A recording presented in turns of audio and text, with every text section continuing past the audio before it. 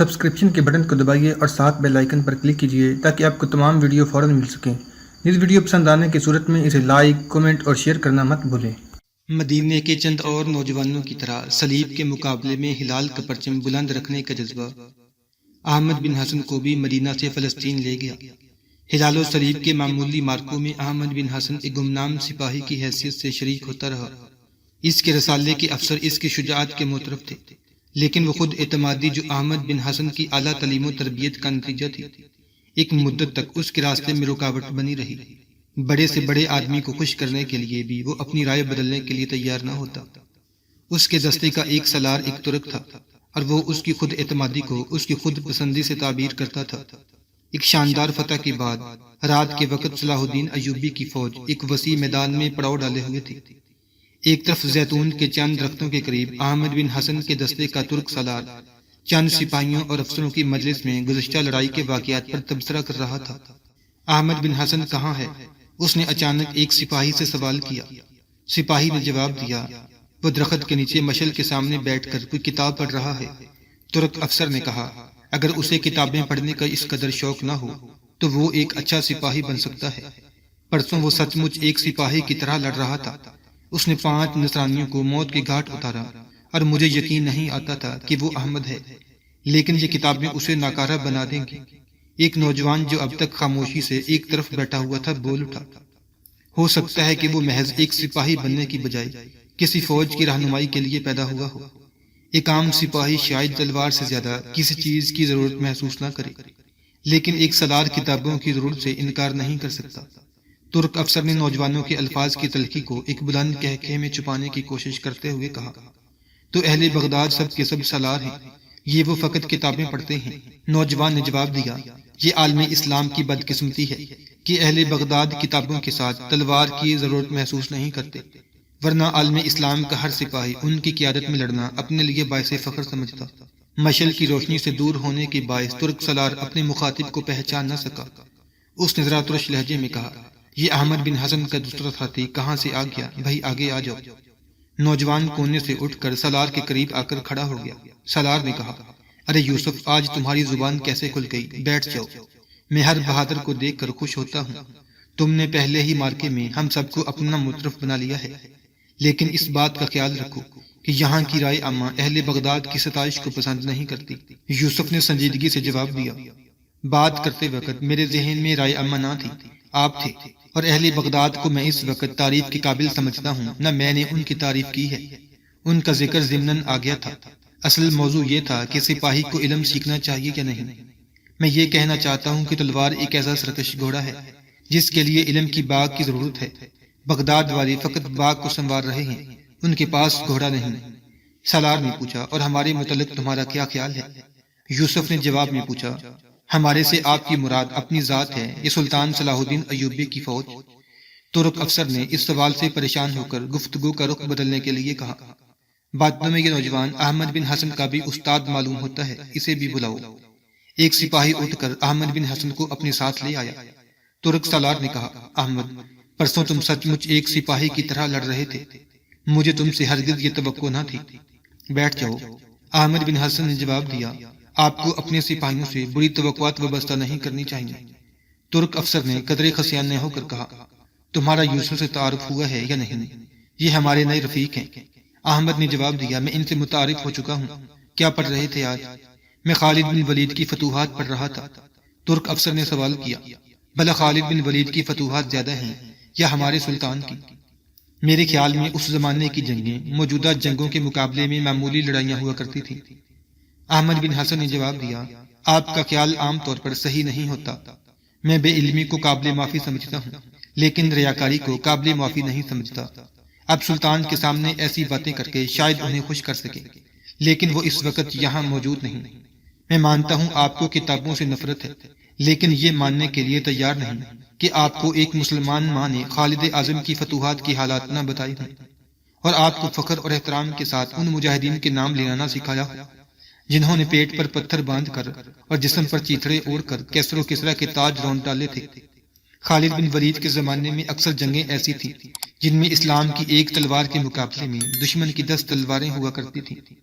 میری باتوں سے آپ کو تکلیف ضرور ہوگی، آپ میرے سالار ہیں، میدان جنگ میں آپ کا ہر اشارہ میرے لیے حکم ہے، لیکن وہ بھی اس لیے نہیں کہ میں آپ کی یا سلطان صلاح الدین ایوبی کی خوشنودی چاہتا ہوں، اور سلطان کا احترام اگر میرے دل میں ہے تو محض اس لیے کہ وہ بھی میری طرح اسلام کے ایک سپاہی ہیں۔ اس قسم کی غلط بیانی سے تاریخ کا ایک طالب علم شاید گمراہ نہ ہو سکے، لیکن ہو سکتا ہے کہ سلطان کے سامنے اس قسم کے ناجائز خوشامد سے ان میں خود پسندی کا وہ جذبہ پیدا کر دے جس کے باعث خلفائے بنی عباس اسلام کے لیے ایک عضو معطل بن چکے ہیں۔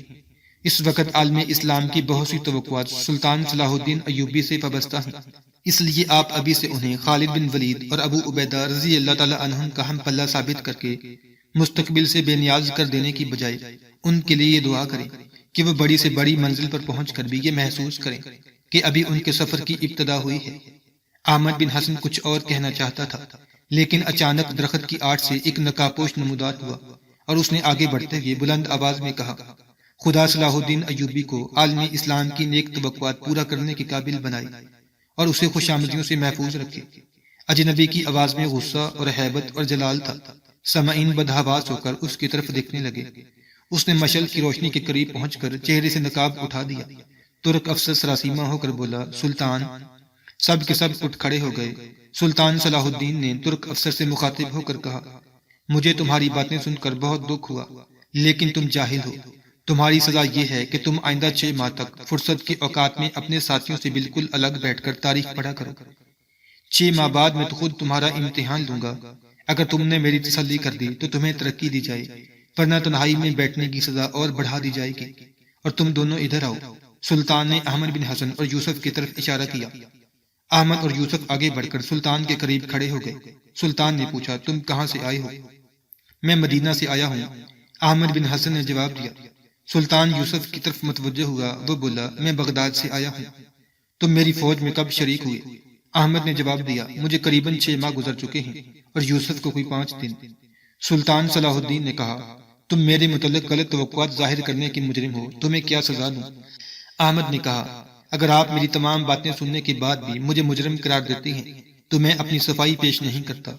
سلطان صلاح الدین ایوبی نے پیار کے ساتھ احمد کے کندھے پر ہاتھ رکھتے ہوئے کہا، سر دست میں تمہاری زبان سے متاثر ہوا ہوں، مجھے تمہاری سپاہیانہ صلاحیتوں کا علم نہیں، اس لیے تمہیں 12 دستوں کا سالار مقرر کرتا ہوں، اور یوسف تمہاری آواز میں ایک سپاہی کسی خود اعتمادی ہے۔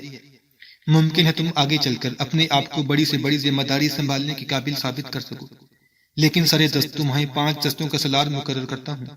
تم دونوں کو میں یقین دلاتا ہوں کہ میرے دل میں فقط جواں مردی اور شجاعت کی عزت ہے، خوش آمد کی نہیں، اور حضرت خالد کے متعلق شاید میں اپنے جذبات کی صحیح ترجمانی نہ کر سکوں۔ کاش میں مصر کا سلطان ہونے کی بجائے اسلام کے مجاہد اعظم کی فوج کا ایک معمولی سپاہی ہوتا۔ میرے لیے نہ صرف وہ مجاہد بلکہ وہ لوگ بھی قابل رشک ہیں جنہوں نے عراق اور شام کے میدانوں میں خالد اعظم کی افواج کے سواروں کو گرد کے بادلوں میں روپوش ہوتے دیکھا تھا۔ میں اپنی ذات سے غازیان اسلام کو پانی پلاتے ہوئے شہید ہو جانے والی ایک بڑھیا کا درجہ بلند سمجھتا ہوں۔ چند دن کے بعد صلاح الدین ایوبی کی فوج میں کوئی ایسا شخص نہ تھا جو احمد بن حسن اور یوسف بن ظہیر سے واقف نہ ہو۔ 1 سال کے بعد یوسف سلطان کے جانبازوں کے دستے کا سالار اور احمد بن حسن مجلس شورا کا رکن بن چکا تھا۔ دونوں کو ایک دوسرے سے غائب درجے کی عقیدت تھی۔ میدان جنگ میں اگر احمد بن حسن کو کسی پر شک آ سکتا تھا تو وہ یوسف تھا، اور علماء کی محفل میں یوسف اپنے دوست کی برتری کا اعتراف کرتا تھا۔ یوسف اور احمد بن حسن نے عہد کر رکھا تھا کہ جب تک یروشلم پر دوبارہ نشان صلیب کی جگہ ہلالی پرچم نصب نہ ہوگا وہ رخصت پر نہیں جائیں گے۔ جن ایام میں سلطان صلاح الدین ایوبی یروشلم پر آخری حملے کی تیاریاں کر رہا تھا، بغداد میں سلطان کی فوج کے چند رضاکار جو رخصت پر گئے ہوئے تھے واپس آئے، اور ان میں سے ایک سپاہی نے یوسف کے خیمے میں آ کر اس کی بیوی کا خط پیش کیا۔ یوسف نے اسے بیٹھنے کا اشارہ کرتے ہوئے خط کھول کر پڑھا اور تھوڑی دیر سر جھکا کر سوچنے کے بعد سپاہی کی طرف دیکھنے لگا۔ سپاہی نے کہا، میں نے اپنی بیوی کو آپ کے گھر بھیجا تھا، وہ آپ کی بیوی کی حالت نازک بیان کرتی تھی، آپ کا بچہ میں نے دیکھا تھا، وہ تندرست ہے، میں اپنی بیوی سے کہہ آیا ہوں، وہ آپ کی بیوی کی تیمارداری کر رہی ہے۔ یوسف نے اپنے چہرے پر ایک غمگین مسکراہٹ لاتے ہوئے کہا، خدا آپ کو جزا دے، اور پھر دوبارہ خط دیکھنے میں منہمک ہو گیا۔ تھوڑی دیر بعد یوسف تنہا اپنے خیمے میں بے قرار سے ٹہل رہا تھا۔ 5-6 مرتبہ پڑھنے کے بعد اسے مختصر سے خط کے یہ الفاظ زبانی یاد ہو چکے تھے، میرے آقا، میرے شوہر، بہت انتظار کے بعد آپ کا خط ملا۔ کاش میں بھی آپ کے ساتھ یروشلم پر اسلام کا جھنڈا نصب ہوتے دیکھ سکتی۔ میں قدرے علیل ہوں، لیکن آپ فکر نہ کریں، یروشلم کی فتح کی خبر سن کر میں تندرست ہو جاؤں گی۔ ہاں، یہ ضرور چاہتی ہوں کہ مجھے سب سے پہلے یروشلم کی فتح کی خبر سنانے والے آپ ہوں۔ اپنا عہد پورا کیجیے۔ میں دن رات خدا سے دعا کرتی ہوں کہ یروشلم پر جھنڈا نصب کرنے کی سعادت آپ کے حصے میں آئے۔ طاہر بہت خوش ہے اور محسن کی بیوی میرا بہت خیال رکھتی ہے، مجھے کسی قسم کی تکلیف نہیں۔ یوسف خیمے میں ٹہلتے ہوئے یہ الفاظ کبھی آہستہ اور کبھی بلند آواز میں دہرا رہا تھا۔ اس کے دل کی دھڑکن کبھی تیز اور کبھی سست ہو رہی تھی۔ اس کا دل اور دماغ دو مختلف خیالات، دو مختلف امنگوں اور ارادوں کی کشمکش میں مبتلا تھے۔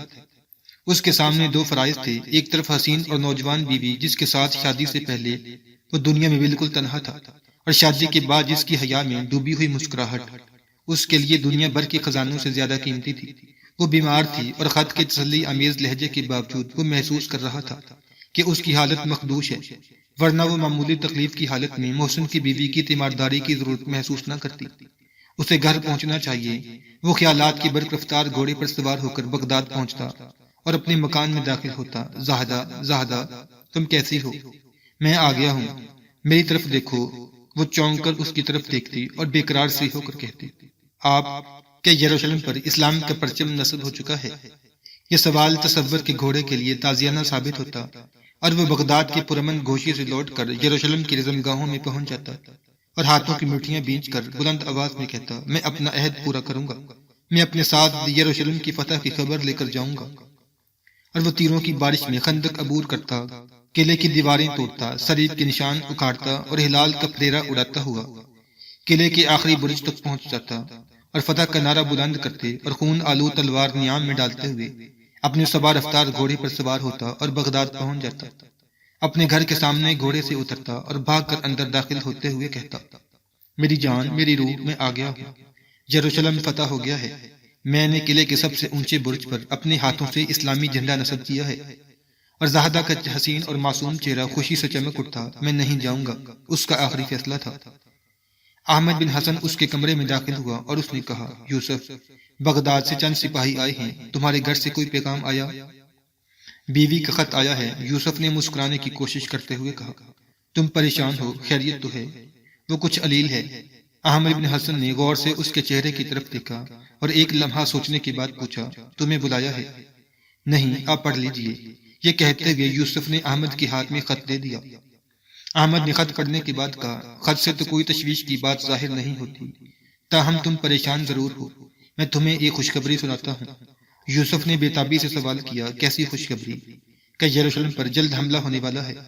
احمد نے جواب دیا، ہاں، پرسوں ہم یروشلم کی فصیل توڑ رہے ہوں گے، اور انشاءاللہ تم ایک ہفتے سے پہلے بغداد والوں کو یروشلم کی فتح کی خوشخبری دینے کے لیے روانہ ہو جاؤ گے، اور چند منازل تک میں بھی تمہارا ساتھ دوں گا۔ یوسف نے پھر پوچھا، آپ کو یقین ہے کہ پرسوں حملہ ہو جائے گا؟ احمد نے جواب دیا، میں ابھی سلطان سے مل کر آ رہا ہوں۔ یوسف کا دل دھڑک رہا تھا۔ اس نے اپنے دوست کی طرف دیکھا اور مسکرانے کی کوشش کرتے ہوئے کہا، کاش یہ حملہ آج ہوتا۔ احمد نے تھوڑی دیر سوچنے کے بعد پوچھا، میں خط لانے والے کا نام پوچھ سکتا ہوں؟ یہ محسن لایا ہے، وہ بغداد میں میرا پڑوسی ہے۔ کس رسالے میں ہے وہ ہراول فوج کے 18ویں دستے کا نائب سالار ہے۔ شام کے وقت احمد بن حسن نے یوسف سے کہا، یوسف، میں محسن سے مل چکا ہوں۔ اس کی باتوں سے معلوم ہوتا ہے کہ تمہاری بیوی کی حالت تسلی بخش نہیں۔ اگر جانا چاہو تو میں سلطان سے تمہاری رخصت کے لیے کہوں۔ یوسف نے جواب دیا، نہیں، مریضہ کی تیمارداری کا موقع شاید پھر بھی مل جائے، لیکن یروشلم کی فتح میں حصہ لینے کی سعادت شاید دوبارہ نصیب نہ ہو۔ 8 دن کے بعد مسلمانوں کی فوج چاروں طرف سے یروشلم پر جلگار کر رہی تھی۔ سلطان صلاح الدین ایک سفید گھوڑے پر سوار حملہ آور فوج کی رہنمائی کر رہا تھا۔ وہ سپاہی جسے سلطان نے سب سے پہلے کمند ڈال کر قلعے کی فصیل پر چڑھتے ہوئے دیکھا، یوسف تھا۔ اوپر سے تیروں اور پتھروں کی بارش ہو رہی تھی اور یوسف سر پر ڈال رکھ کر اپنا بچاؤ کر رہا تھا۔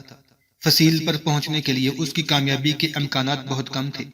سلطان نے اپنے دل میں کہا، اگر یہ فصیل پر پہنچ گیا تو میں اسے اپنی تلوار انعام میں دوں گا۔ یوسف فصیل پر پہنچ چکا تھا اور چند نوجوان اس کی تقلید کر رہے تھے۔ یوسف کی تلوار چند آدمیوں کو موت کے گھاٹ اتار چکی تھی۔ سلطان اپنے جرنیل سے کہہ رہا تھا، اب وہ میرے گھوڑے کا بھی حقدار ہے۔ چند مجاہد فصیل پر چڑھ کر یوسف پر عقب سے حملہ کرنے والے پہرے داروں کو روک رہے تھے، اور یوسف اپنے پے در پہ حملوں سے 6-7 سپاہیوں کے پاؤں اکھاڑ چکا تھا۔ صلاح الدین ایوبی جوش مسرت میں کہہ رہا تھا، نوجوان، میں تمہیں ہراول دستے کا سالار اعلیٰ بناتا ہوں۔ تھوڑی دیر کے لیے سلطان کی توجہ کسی اور محاذ پر مبذول ہو گئی۔ جب دوبارہ اس نے فصیل کے اس حصے کی طرف دیکھا تو اس کے سپاہی اس مقام پر قبضہ جما چکے تھے، لیکن یوسف وہاں نہ تھا۔ اس نے اپنے ہم رکاب سے پوچھا، یوسف کہاں گیا؟ اس نے دروازے کے سب سے اونچے برج کی طرف اشارہ کرتے ہوئے کہا، وہ دیکھیے، یوسف بہت خطرناک مقام پر لڑ رہا ہے۔ سلطان نے اوپر نگاہ کی۔ یوسف کی تلوار بیک وقت 3 تلواروں سے لڑ رہی تھی۔ سلطان کے 2 سپاہی اس کی مدد کے لیے پہنچ چکے تھے۔ یوسف کی تلوار کی ایک ضرب سے نشان صلیب سرنگوں ہو چکا تھا۔ سلطان نے آنکھوں میں خوشی کے آنسو بھرتے ہوئے کہا، تم میرے بیٹے ہو، میں تمہیں اس شہر کا والی مقرر کرتا ہوں۔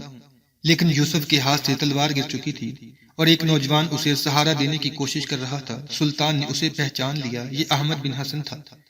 سلطان کے سپاہی اندر داخل ہو کر قلعے کا دروازہ کھول چکے تھے۔ دشمن ہتھیار ڈال چکا تھا۔ سلطان گھوڑا بھگاتا ہوا قلعے کے اندر داخل ہوا اور گھوڑے سے اتر کر اپنی فوج کے چند افسروں کے ساتھ جلدی سے برج پر چڑھا۔ یوسف کے جسم پر زخموں کے کئی نشان تھے۔ احمد اسے اپنی چھاگل سے پانی پلا رہا تھا۔ سلطان فرش پر گھٹنے ٹیک کر اس کے قریب بیٹھ گیا، اس کی ذرا کھلوا کر اس کے زخم دیکھے اور اس کے نبض پر ہاتھ رکھ کر مغموم لہجے میں کہا، بیٹا، میں تمہیں اس شہر کا والی بنا چکا ہوں۔ شاید تمہارا عہد حکومت بہت مختصر ہے، اگر شہر والوں کے لیے کوئی حکم نافذ کرنا چاہتے ہو تو جلدی کرو۔ یوسف نے پہلے سلطان کی طرف اور پھر احمد کی طرف دیکھا اور بالاخر اس کی نگاہیں لوٹ کر لٹکتے ہوئے صلیبی جھنڈے پر مرکوز ہو کر رہ گئی۔ احمد بن حسن نے کہا، اس شہر کے حاکم کی خواہش یہ ہے کہ وہ فتح کا جھنڈا اپنے ہاتھ سے نصب کرے۔ سلطان کو ان الفاظ کے ساتھ یوسف کی آنکھوں میں ایک غیر معمولی چمک نظر آئی۔ سلطان نے دوبارہ اس کی نبض دیکھی اور ایک سپاہی کو جھنڈا لانے کا اشارہ کیا۔ ایک افسر نے ٹوٹا ہوا نشان صلیب اتار کر پھینک دیا۔ سلطان صلاح الدین ایوبی اور احمد بن حسن نے یوسف کو سہارا دے کر اٹھایا۔ یوسف کے بے جان ہاتھوں میں اچانک زندگی آ گئی۔ اس نے جھنڈا نصب کیا۔ اس کے ہونٹوں پر مسکراہٹ تھی، وہ مسکراہٹ جو صرف خدا کی راہ میں شہید ہونے والوں کو نصیب ہو سکتی ہے۔ اچانک اس کے ہونٹوں سے یہ الفاظ نکلے، زاہدہ، یروشلم فتح ہو چکا ہے۔ سلطان کے حکم سے یوسف کو شاہی محل کے ایک کمرے میں پہنچایا گیا۔ جان کنی کی حالت میں اس نے احمد بن حسن سے جو آخری بات کہی وہ یہ تھی، احمد، میری بیوی کی دعا کا صرف ایک حصہ قبول ہوا۔ میں یروشلم کی فتح کی خبر لے کر اس کے پاس نہ پہنچ سکا، لیکن قدرت کا ایک راز اب میری سمجھ میں آ رہا ہے۔ زاہدہ بغداد میں نہیں، کسی اور مقام پر میرا انتظار کر رہی ہے۔ وہ اس دنیا میں ہوتی تو میں یقیناً بغداد پہنچتا۔ جھنڈا نصب کرتے ہوئے میں یہ محسوس کر رہا تھا کہ وہ مجھے دیکھ رہی ہے۔ تم بغداد جاؤ، اگر وہ زندہ ہے تو بغداد میں سب سے پہلے یروشلم کی فتح کی خبر سننا اس کا حق ہے، اگر وہ زندہ نہیں تو میں اپنا بیٹا تمہیں سونپتا ہوں۔ اس نے یہ کہہ کر آنکھیں بند کر لیں اور خفیف سی آواز میں دہرانے لگا، زاہدہ میں آ گیا ہوں، یروشلم فتح ہو گیا، میں نے فتح کا جھنڈا اپنے ہاتھوں سے نصب کیا۔ اس نے دوبارہ آنکھیں کھولیں، سلطان اور احمد کی طرف دیکھا، لیکن ایک لمبی سانس کے بعد اس کی آنکھوں کے سامنے موت کے پردے حائل ہو چکے تھے۔ سلطان نے کہا، احمد، تم بغداد جانے کی تیاری کرو، میں تمہیں کچھ رقم یوسف کی بیوہ کے لیے دیتا ہوں، اگر وہ خدا نہ خواستہ زندہ نہ ہو تو میں اس کے بچے کی پرورش تمہیں سونپتا ہوں۔ احمد بن حسن نے کہا، میں تیار ہوں، اور اگر آپ کی اجازت ہو تو بغداد کے ایک سپاہی کو جو یوسف کا پڑوسی ہے ساتھ لیتا جاؤں۔